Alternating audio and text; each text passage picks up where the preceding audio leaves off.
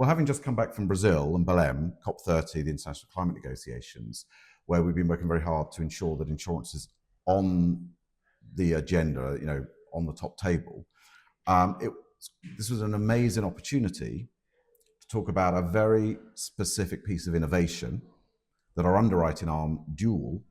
has done with Highlands Rewilding to effectively produce a first of its kind insurance product to essentially wrap around the biodiversity and climate benefits, carbon benefits of the work that Highlands Rewilding is doing,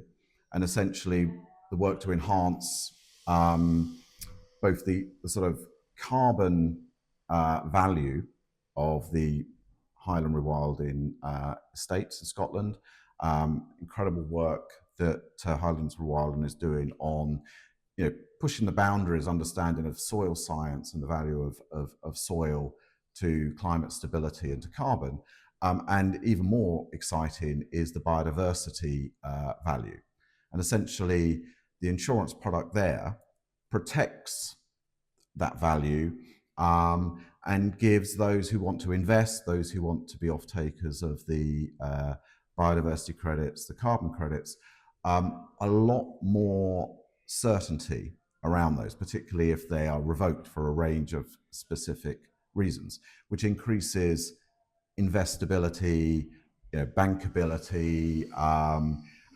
can even, if deployed upstream in the investment process in a systematic and innovative way, reduce the cost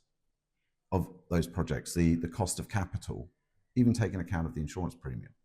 And that's all part of a bigger narrative that we've been working on over the last couple of years, that if we do not have a paradigm shift in the way the global insurance sector addresses these issues, which comes from we think, a more defensive reactive approach at the moment to a more proactive approach, we are not going to be able to unlock those flows of climate finance, and particularly finance for resilience and resilience